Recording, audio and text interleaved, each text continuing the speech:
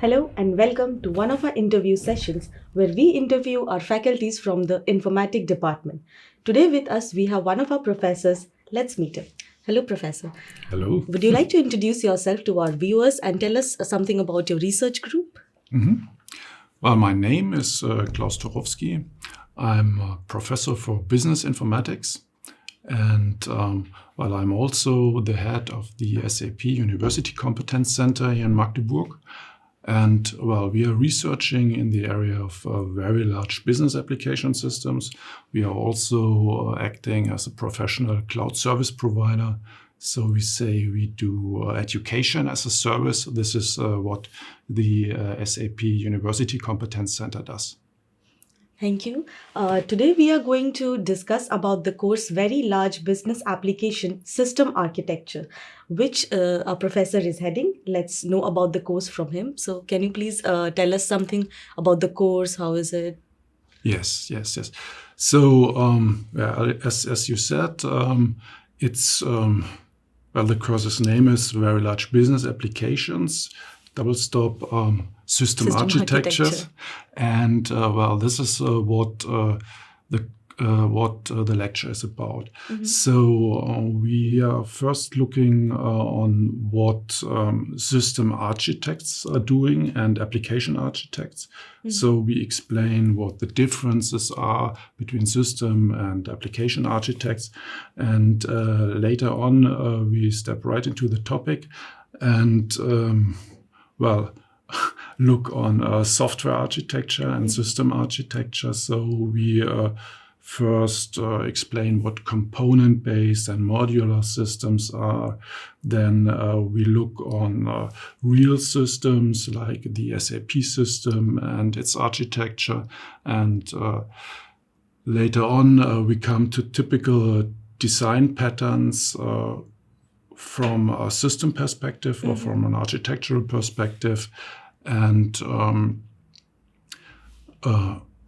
then we switch over and explain how all these architectural topics can be transferred to cloud-based systems. So students learn about basic and advanced cloud pattern. Okay. So from the description of the course, it seems it has a lot of architectural components. And Yes. So I wanted to ask if it is more theory-based or we have some hands-on experience we get in this course. Well, yes. I think this makes the course a little bit harder because it's not only theory-based, but it's also heavily practice-based. Okay. So I think this is special because, I think it's not enough to just know the theory. It's also necessary to be a good practitioner. And this is the reason why we do both. Okay, hand in hand. Hand in hand, yes. So, but to be honest, this makes the lecture not so easy. Okay. So you said it is not so easy. So my next question would be, does this course have any prerequisites? So are students supposed to know something before coming to the course? I would say no formal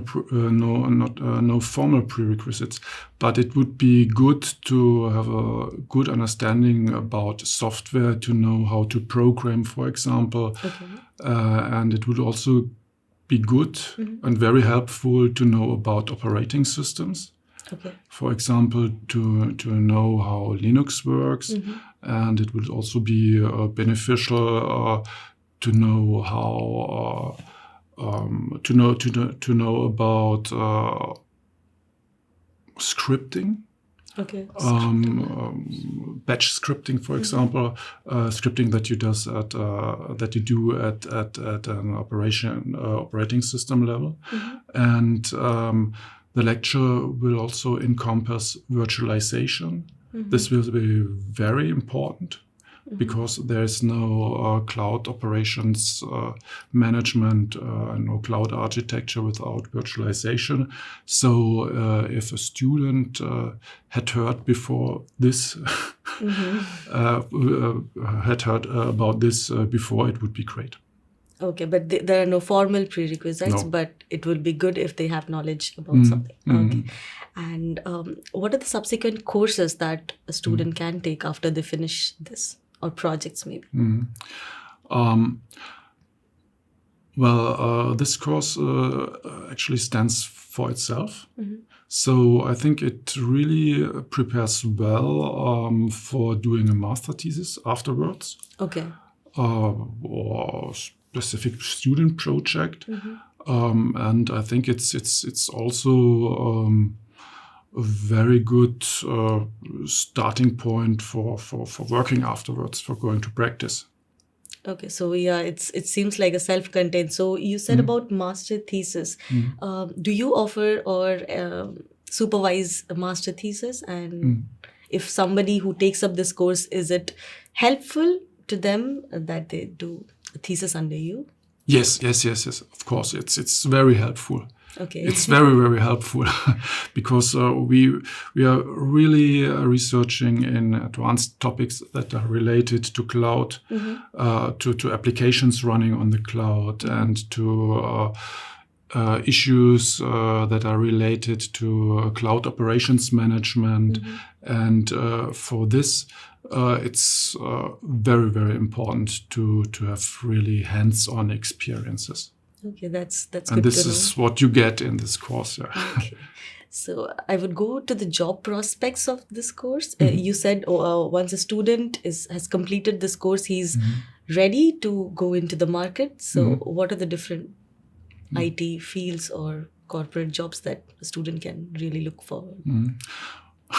Well, this is pretty easy. It's everything that is related to cloud and to cloud architecture. So in practice, company really look for people that know how to run cloud-based systems and how to design them and how to interconnect them and so on. So this is a really, really big topic, especially if you concatenate it to topics that are related with business application systems, like the one from SAP. So today we are talking about cloud-based SAP systems and how we can run them in the cloud and from the cloud and with the cloud, and how we can connect cloud-based systems to on-premise systems and so on. So this is very, very important for practice. Okay, that's good to know. And what about the students who are interested in research? They want to pursue a PhD after their master's. How helpful is this course to them? It's the same. It's the same? It's the same because nowadays we do this in practice. We create cloud-based systems in practice, but to be honest, we do not know very well how to operate them. Okay. So what we do today is we try to industrialize IT-based service processing, and this industrialization works by means of virtualization and cloud-based systems, but it's not so well understood because industrialization goes along with optimization. Yeah. And there's a lot of room for good research. Yeah. Okay. So I'll come back to the course. Is there a good strategy that you would tell the students that they can follow to get good grades, or to learn things from this course? But I would say yes. It's a really good strategy. Yes. No, would you advise a good strategy to students? How do they cope up with the course?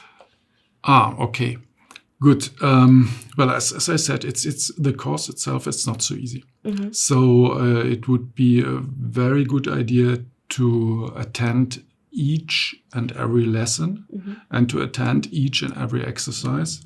And well, and to do the assignments very well. I would like to ask, have you come across students who sometimes they are not able to pass the examination or they end up passing the examination with a low grade? So have you come across certain mistakes or common mistakes, I would say, which you would like to share? Yes, I think there's one mistake I saw sometimes, and this is a tendency to, for the tendency of some of the students to disappear for weeks and come back very, very late. And at least in this lecture, this will not work because there is no time left to prepare for the examination, since it's an oral examination, and they will not manage to do.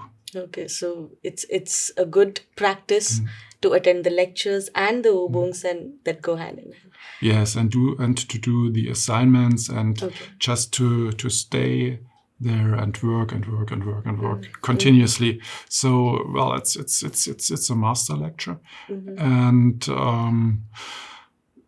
people have to work like a master. Yeah, true. Yeah, cool. So last but not the least, any advice for the students who wish to take up this course or who are joining this course?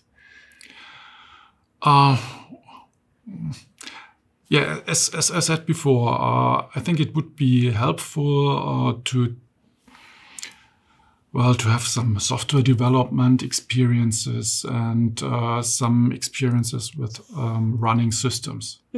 And it would also be good to have an affinity to business application systems or to big data systems, to application systems in general. Because during the last 2 lectures, or last 2 years, I think, we took typical data science technology like big data applications, and took specific systems from this area as a basis for the later oral examination. Okay. Yeah, I think that's enough for today. Thank you so much for your time. I think your advices would really help the students out there. Thank you so much. Thank you too, and I hope so too. Thank you.